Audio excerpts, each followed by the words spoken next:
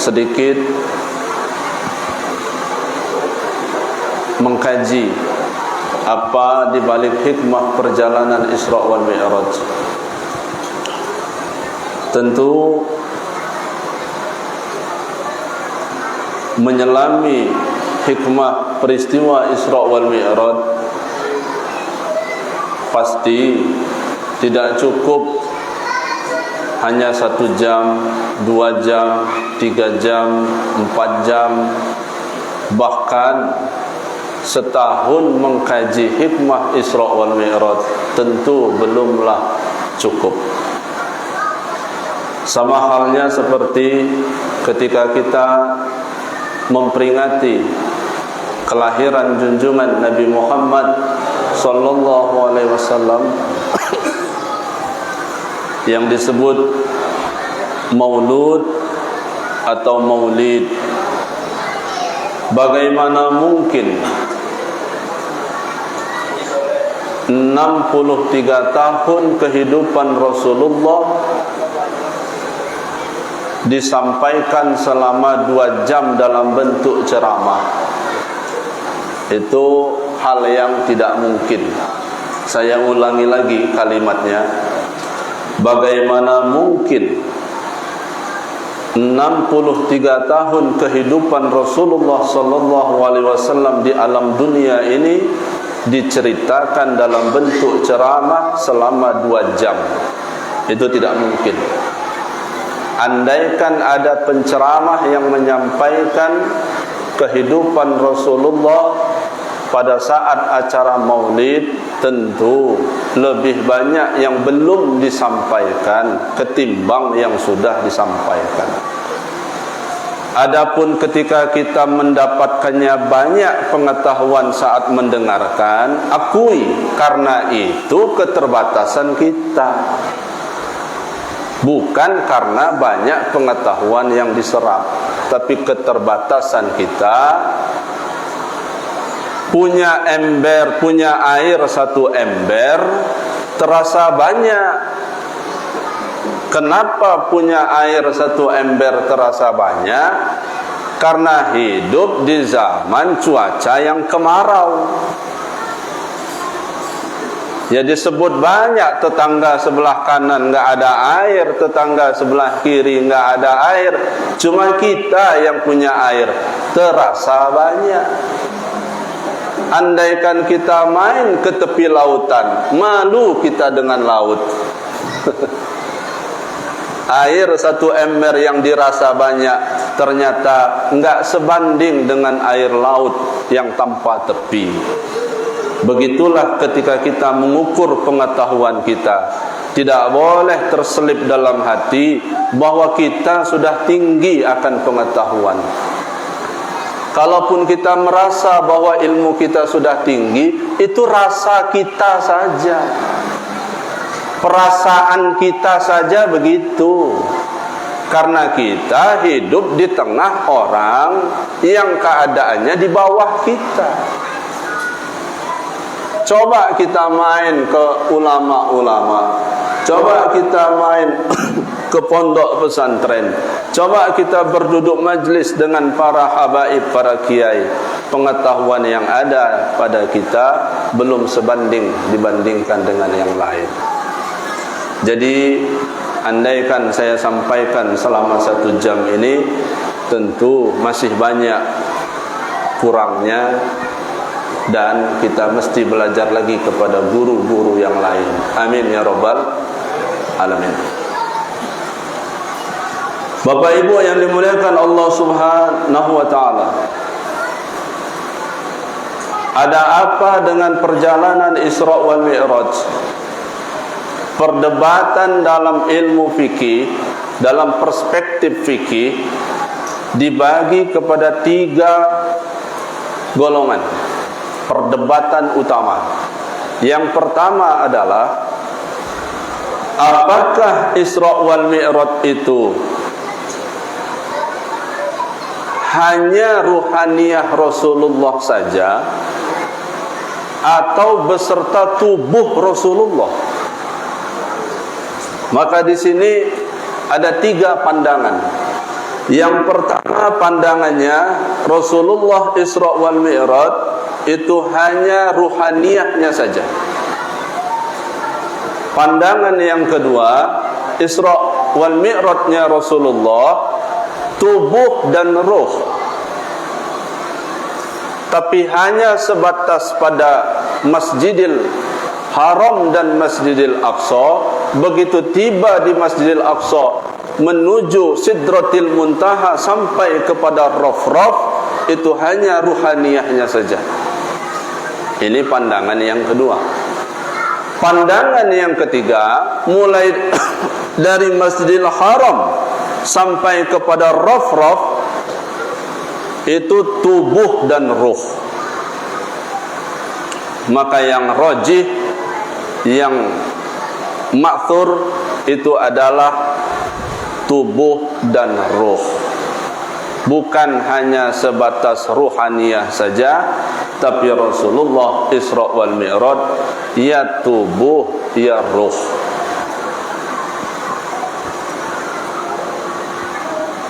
Itu dalam perdebatan perspektif fikih. Tapi dalam perspektif tasawuf, pandangan tasawuf lebih tajam lagi. Apakah Isra wal Mi'raj itu hanya Rasulullah saja? Bagaimana dengan diri kita? Rasulullah bersyahadat, kita bersyahadat. Rasulullah salat, kita pun salat. Rasulullah zakat, kita pun zakat. Rasulullah puasa, kita pun puasa. Rasulullah haji, kita pun haji. Bukan menyama-nyamakan diri kita dengan Rasulullah, tapi bagaimana agar Isra wal Mi'raj ini betul-betul menjadi iktibar bagi kita. Maka pertanyaan yang muncul adalah, apakah Isra wal Mi'raj ini hanya untuk Rasulullah saja, atau kita juga mesti Isra wal Mi'raj? Pokoknya jawab masing-masing lah itu.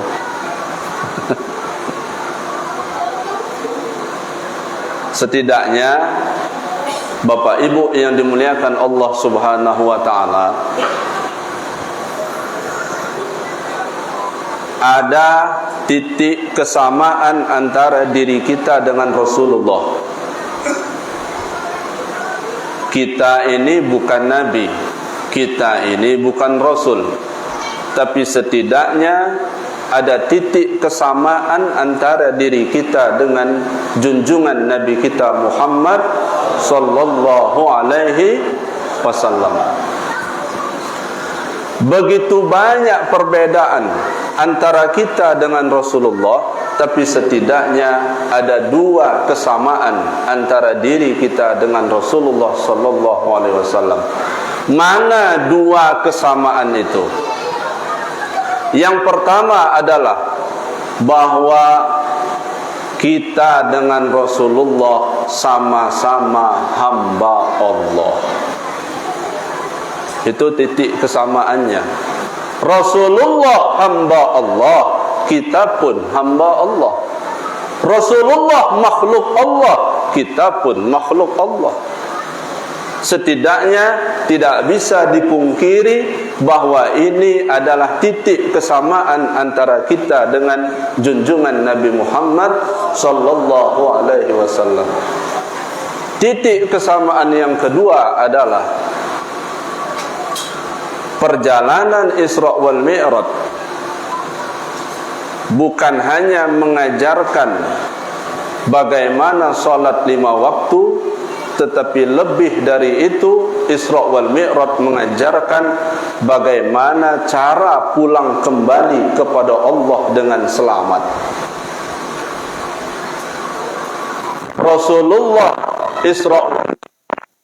Rasulullah berjumpa dengan Allah. Bahasa lain dari berjumpa dengan Allah adalah kembali kepada Allah. Bahasa lain dari kembali kepada Allah adalah pulang kepada Allah. Lalu bagaimana dengan kita yang ada di dalam masjid ini? Apakah kita juga hanya akan berada di dunia ini? Tentu tidak. Kita juga pada akhirnya sama-sama ingin bertemu dengan Allah, sama-sama ingin balik ke Allah, sama-sama ingin pulang kembali kepada Allah. Berarti itu dua titik kesamaan. Berangkat dari ayat yang dibacakan oleh qari kita tadi, Subhanalladzi asra bi'abdihi lailam minal masjidil harami ilal masjidil aqsa alladzi barakna haulahu linuriyahu min ayatina innahu huwas samiul basir. Al-ayat. Subhana, Maha suci Allah, alladzi yang asra telah memperjalankan bi'abdihi seorang hambanya. Dari mana? Minal masjidil haram, dari masjidil haram. Kemana? Ilal masjidil aqsa, menuju masjidil aqsa. Alladzi yang barakna telah kami berkahi haulahu di sekelilingnya. Untuk apa? Linuriyahu, karena kami ingin memperlihatkan min ayatina, dari sebagian besar tanda-tanda kami. Innahu, sesungguhnya dia Allah, huwa dia Allah, as-sami'u, maha mendengar, wal basiru, dan maha melihat. Gimana? Lanjut. Subhana, maha suci Allah. Terjemahan maha suci Allah itu kata kita. Terjemahan maha suci Allah itu kata kita, karena kita muhdas kepada qadim. Tetapi kata Allah, maha suci aku, kata Allah. Kata kita maha suci Allah, tapi kata Allah maha suci aku. Apa hikmah di balik subhana, maha suci aku, kata Allah? Yang suci itu aku, kata Allah. Selain dari aku enggak suci. Kalaupun suci, kau suci karena aku. Jujur saja, kalau kita ini bergelimang dalam dosa. Kira-kira jamaah Hidayatul Abror ini ada dosa apa enggak? Banyak apa sedikit? Makin ngurang apa makin banyak? Nah, berarti sembuh ini. Jujur, berarti sembuh ini. Kalau nanya sama orang gila, pasti nggak ngaku. Ketika dia nggak ngaku, berarti belum sembuh. Nanya sama orang gila, dia nggak ngaku. Bapak gila? Enggak. Enak aja ngomong saya gila. Nih, pakai jas. Padahal nggak pakai baju. Tapi dia ngomongnya saya pakai jas. Berarti nggak sembuh, belum sembuh. Tapi kalau nanya sama orang yang gila, sakit, kemudian ditanya, kemudian dia sadar, astagfirullah, iya saya ini nggak pakai baju, berarti sembuh. Anggap-anggap yang hadir ini sembuh.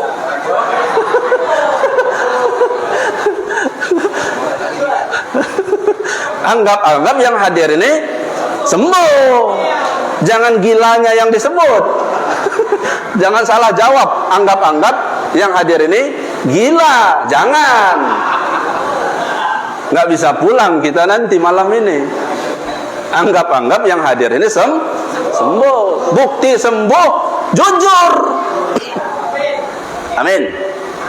Mudah-mudahan yang hadir ini di dunia begini, di akhirat juga begini. Amin. Kumpul juga seperti ini di dunia, di akhirat juga kelak kumpul seperti ini.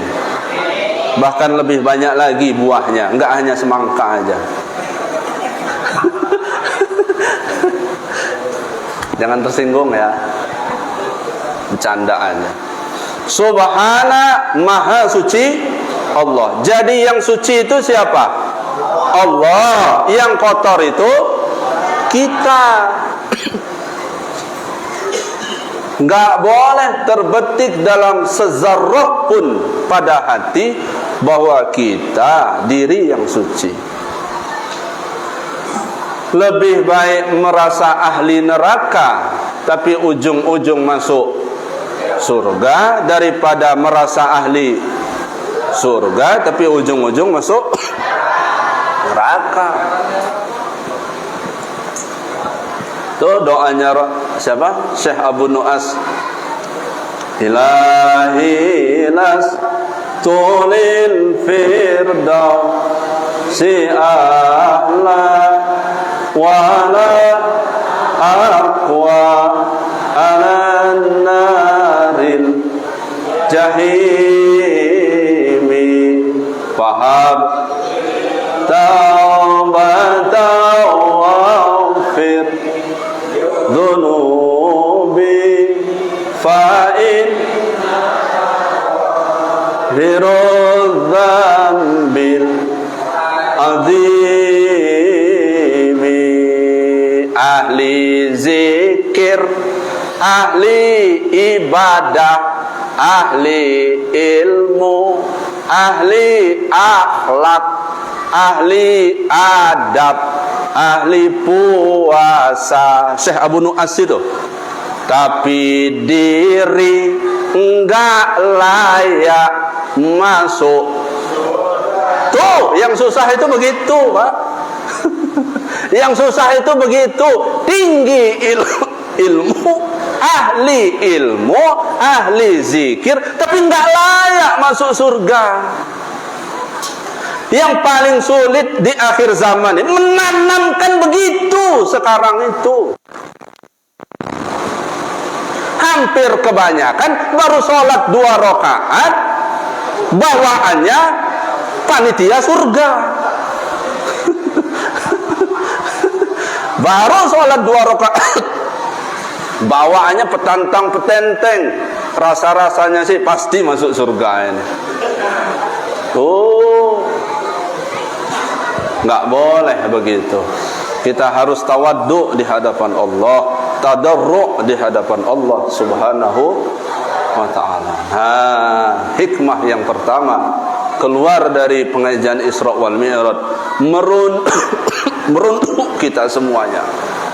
Merunduk. Apanya yang merunduk? Qalbu kita di hadapan Allah. Bukan pulang nanti kepalanya nunduk semua, enggak. Nabrak tiang pula nanti. Itu satu. Subhana, maha suci Allah. Maha suci Allah ini kalau dibongkar itu ada 4. Bismillahirrahmanirrahim. Yang pertama, tanazzahuhu ta'ala bi af'alihi wa ahkamihi. Tanazzahuhu ta'ala anil i'radi bi af'alihi wa ahkamihi. Itu baru subhana ini, maha suci Allah. Apa itu? Tanazzuhu ta'ala anil i'radi bi af'alihi wa ahkamihi. Yang pertama adalah maha suci Allah dari mengambil faedah dari segala perbuatan dan aturan hukum yang telah Allah tetapkan. Apa artinya? Allah tidak mengambil manfaat atau faedah dari segala aturan yang telah Allah buat. Lebih jelasnya begini, mau satu orang panjang ini, mau satu orang panjang ini semuanya ibadah kepada Allah, Allah enggak untung. mau selampung ini semuanya maksiat kepada Allah, umpama Allah enggak rugi. Mau se-Indonesia ini semuanya ibadah kepada Allah, Allah juga enggak untung. Mau sedunia ini semua durhaka kepada Allah, Allah pun tidak rugi. Tanazzahuhu ta'ala anil i'radi bi'af'alihi wa ahkamihi. Artinya apa? Untung dan ruginya semata-mata itu adalah untuk diri kita. Kalau sayang dengan badan kita, ya sholat. Kata Pak siapa tadi? Pak Lurah siapa? Ya, Pak Hasan Basri tadi. Ya sholat, gitu loh. Kalau sayang dengan badan kita, ya ibadah. Kecuali kalau udah nggak sayang lagi. Itu yang pertama. Karena itu ibadah yang kita lakukan jangan disangka itu untuk Allah. Ibadah yang kita lakukan semata-mata karena kita ingin menyelamatkan diri kita di dunia dan di akhirat. Lalu yang kedua, alla ta'thira minal kainati biquwwatihi. Tidak satupun alam ini yang memberi bekas atas kekuatannya sendiri. Tidak ada satupun dari alam ini yang dapat memberikan bekas atas kekuatannya itu sendiri. Ini sebagaimana Allah peragakan kepada dua kekasihnya, Nabi Ibrahim dengan Nabi Ismail alaihis salam. Itu sejarah kenapa akan adanya ibadah kurban. Saat itu Allah tes keimanan Nabi Ibrahim. Lebih cinta mana?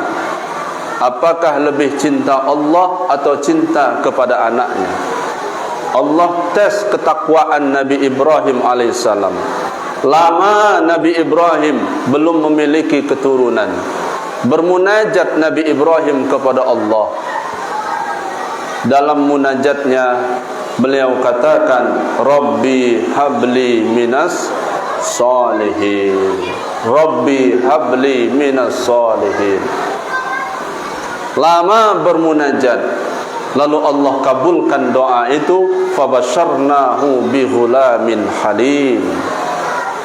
Maka lahirlah seorang putra yang bernama Ismail alaihissalam. Singkat cerita, bermimpi Nabi Ibrahim, perintah Allah untuk menyembelih Nabi Allah Ismail.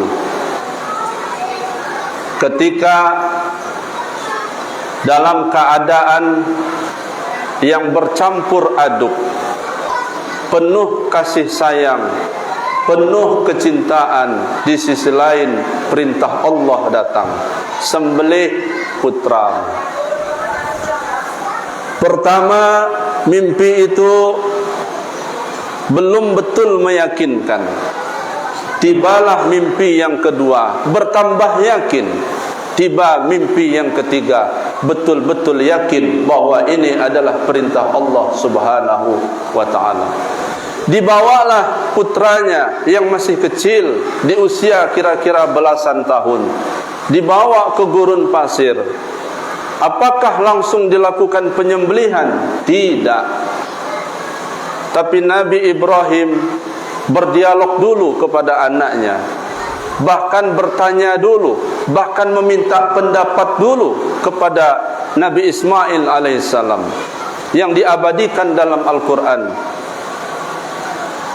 Falamma balagha ma'hu sa'ya, maka ketika Nabi Ismail itu akan dilakukan penyembelihan, qala, berkata Nabi Allah Ibrahim, ya bunayya, wahai anakku, inni ara fil manami, semalam ayah bermimpi, anni adzbahuka, ayah menyembelihmu, nak. Itu menggunakan kata bunayya, tidak menggunakan kata ya waladi, tidak menggunakan ya bani, tetapi menggunakan kata ya bunayya. Kita pun kepada anak kadang-kadang kita manggil nama, man, sini man, umpama. Maaf kalau ada namanya Maman. Malah kadang-kadang enggak manggil nama. Sering juga orang tua itu manggil apa? Kedudukan. Bang, sini bang. Padahal lebih tua bapaknya daripada anaknya, tapi manggilnya abang, manggilnya kakak. Tapi kalau anak itu sudah sakit, ya, sakitnya sudah sakit parah, merintih, sering-sering kita manggil anak itu berubah penyebutan, bukan lagi nama, bukan lagi kedudukan. Bahasa kita, karena bahasanya enggak begitu terlalu banyak, bahasa kita paling banter, bunyinya begini, nak, gitu. Nak, itu sudah bahasa halus betul itu. Jadi ya bunayya itu kalau dalam bahasa kita panggilan yang penuh dengan kecintaan. Ya bunayya inni ara fil manami anni azbahuka fanzur madza tara. Kira-kira bagaimana pendapatmu, nak? Karena memang kelasnya kelas Nabi, memang dasarnya Nabi Ismail itu kelak akan menjadi seorang Nabi, maka jawabannya juga jawaban sekelas level Nabi. Apa jawaban Nabi Ismail meskipun usianya masih muda? Ya abatif alma tu'mar satajiduni insyaallahu minas sabirin. Ya abati, ayah, if'al, lakukan. Kalau memang itu perintah Allah Subhanahu wa taala. Satajiduni insyaallahu minas sabirin. Mudah-mudahan ananda termasuk dari orang-orang yang sabar. Coba kalau peristiwa itu terjadi sama kita. Kita panggil anak kita. Bisa aja anak kita ngomongnya begini, luangan niku pak, kulapo niku, nyakun je anakmu, mungkin. Tapi karena memang ini levelnya level Nabi, begitu jawabannya. Ya abatif alma tu'mar satajiduni insyaallahu minas sabirin. Lalu tiba-tiba Nabi Allah Ibrahim akan menyembelih Nabi Ismail bisikin. Kalau dalam tafsir itu disebutkan bisikin, dengan pisau yang tajam, diasah. Begitu sudah tajam, lalu sampailah pisau itu ke leher Nabi Ismail. Apa yang terjadi di luar dugaan manusia. Pisaunya tajam, tak mampu memutuskan leher Nabi Ismail alaihis salam. Bahasa fikihnya, karena itu mukjizat Nabi Ismail. Itu bahasa fikihnya. Kalau bahasa tauhidnya enggak begitu. Bahasa tauhidnya adalah karena di situ ada kudrah dan iradah Allah Subhanahu wa ta'ala. Lebih jelasnya lagi, alla ta'thira minal kainati biquwatihi. Tidak ada satupun alam yang bisa memberikan bekas dengan kekuatannya itu sendiri. Artinya apa, Bapak Ibu yang dimuliakan Allah Subhanahu wa ta'ala? Ini makom sudah sampai kepada makom ridhonya Allah. Kalau Allah itu sudah ridho kepada hambanya, hal yang mustahil menjadi mungkin, hal yang mungkin menjadi mustahil. Kalau Allah sudah ridho dengan hambanya. Jadi yang kita kejar sekarang ini bukan pahala lagi. selevel-level jamaah yang hadir malam hari ini. Ini kira-kira yang hadir usianya berapa tahun ini? Rata-rata usia di atas 50. Ini disebutnya jamaah asar. Tuh, nenek-nenek itu disebutnya jamaah asar. Bentar lagi maghrib. Hati-hati, bentar lagi maghrib. Maka bawaannya jamaah asar itu lemes, bawaannya itu nggak semangat. Kalau ngaji ngantuk, itu jamaah asar. Kalau duduk bawaannya nyender. Kalau duduk selonjoran, nggak lagi pakai yang namanya apa, marina itu nggak pakai lagi itu. Pakainya udah GPU itu pakai. Balsam itu pakaiannya itu. Namanya jamaah asar. Bentar lagi maghrib. Maka ciri-ciri orang yang mau cepat meninggal itu ada dua. Yang pertama kukunya warna putih rata-rata. Coba lihat kuku bapak itu. Kalau rata-rata warna putih berarti nggak lama lagi. Sebab kuku ini kan warnanya dibagi dua. Ada yang merah, ada yang putih. Kalau rata-rata putih berarti nggak lama lagi.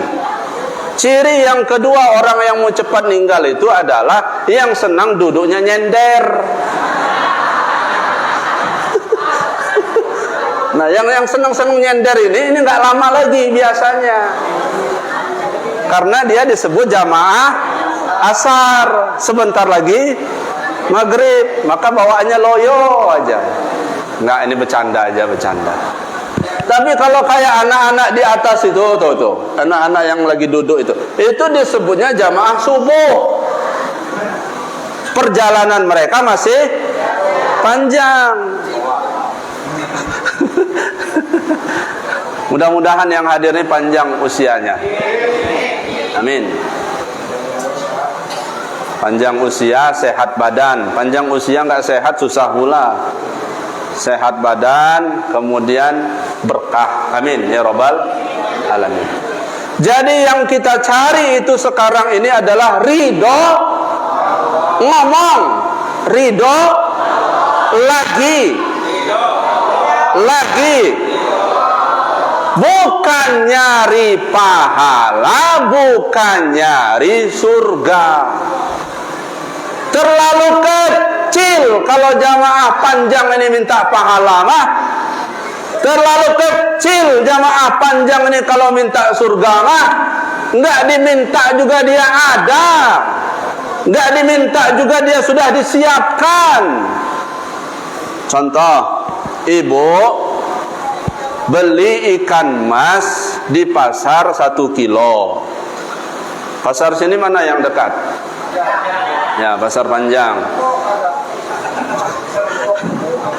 Terus ikan mas itu bapak-bapak lah beli ikan mas 1 kilo di pasar Panjang. Harganya 23.000 umpama. Sudah dibeli, lalu ikan itu bapak bawa pulang. Sampai di rumah, ikan mas 1 kilo itu dimasukkan ke ember. Sudah dimasukkan ke ember, bapak ambil pancing. Bapak ambil pancing. Sebelum ngambil pancing, nyari cacing dulu. Cacing didapat, lalu bapak pancing ikan mas yang ada di ember itu. Bisa apa enggak? Ini agak loyo ini jawabannya. Maklum jamaah asar ini. Bisa apa enggak? Bisa. Ikan mas dalam ember dipancing. Bisa apa enggak? Cuma masalahnya kurang kerjaan. Itu aja yang jadi masalah. Yang jadi masalah itu kurang kerjaan. Enggak dipancing juga langsung digoreng bisa.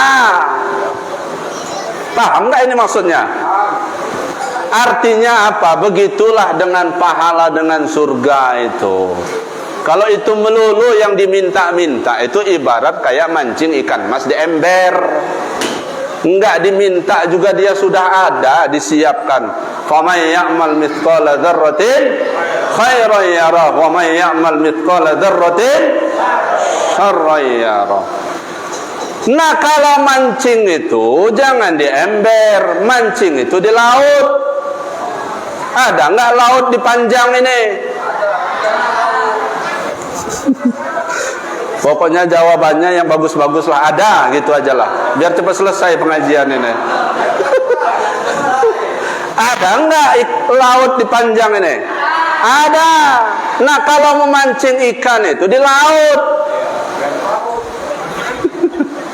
Kenapa mancing ikan di laut? Karena begitu susahnya, maka dia perlu dipancing. Dan ikan yang ada di laut itu besar-besar. Biasanya kalau selesai ceramah itu dapat ikan. Kalau di luar, nggak tahu di sini umpama. Nah, kalau mancing itu di laut itu, kenapa? Karena dia liar.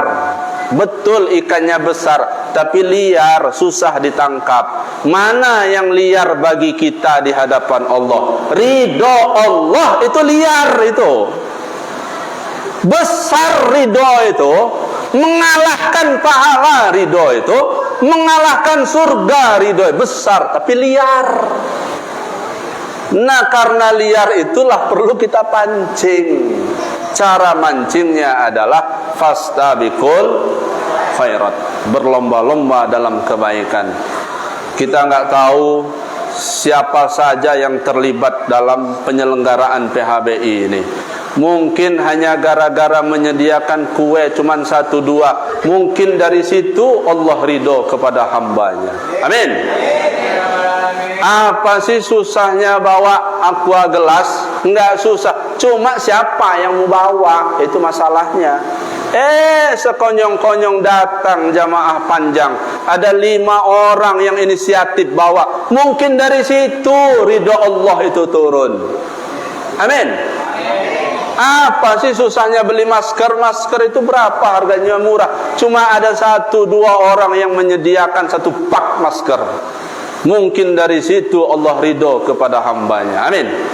Artinya tidak ada satu perbuatan yang kita tahu dari sisi sebelah mana Allah itu ridho kepada kita. Apakah karena solat kita? Jangan-jangan tetangga lebih banyak solat dibanding kita. Apakah karena sedekah kita? Jangan-jangan tetangga lebih banyak sedekah. Mungkin perbuatan kecil yang kita anggap sepele, dari situ Allah ridho kepada kita. Amin ya rabbal alamin. Lanjut. Itu baru subhana alladzi asra bi 'abdihi, yang telah memperjalankan hambanya. Kenapa tidak menggunakan kalimat alladzi asra bi Muhammadin, padahal bisa alladzi asra bi Muhammadin? Isyarah Rasulullah bertemu Allah, Rasulullah kembali ke Allah, Rasulullah pulang ke Allah. Kita pun pada akhirnya akan pulang kembali kepada. Apakah jamaah Hidayatul Abrar ini mau pulang ke Allah? Balik ke Allah? Bertemu dengan Allah? Mau cepat apa mau lambat? Berarti sakit ini, sakit berarti ini. Belum sembuh ini, kumat lagi berarti ini. Kenapa banyak masyarakat kalau didoakan mudah-mudahan cepat balik ke Allah, jawab aminnya pelan? Mudah-mudahan yang hadir ini umurnya panjang, disehatkan zahir batin, hidupnya berkah, rizkinya banyak, anak-anaknya pada naik haji. Mudah-mudahan yang hadir ini cepat pulang kembali kepada Allah. Kalaupun ada yang amin, kepaksa sebetulnya itu. Karena memang jam menunjukkan 10:30. Terserah Pak Ustadz mau ngomong apa, yang penting cepat selesai aja. Dikit lagi. Jadi jamaah panjang ini mau nggak pulang ke Allah? Balik ke Allah mau nggak? Mau. Mudah-mudahan cepat. Amin. Nah, masalahnya itu yang jadi masalah. Sisi lain mau balik ke Allah, tapi nggak mau cepat. Berarti ada masalah. Orang tinggal di Lampung, merantau ke luar negeri, ya. Kampungnya di mana? Di Lampung. Merantaunya ke mana? Ke luar negeri. Kemudian kawan-kawannya pada pulang karena kangen sama keluarga yang ada di Lampung. Ada satu orang, keluarganya sudah nunggu di Lampung. Simba sudah disiapkan, pindang sudah disiapkan, hotel sudah disiapkan, anak istri sudah nunggu. Rupanya dia nggak mau pulang.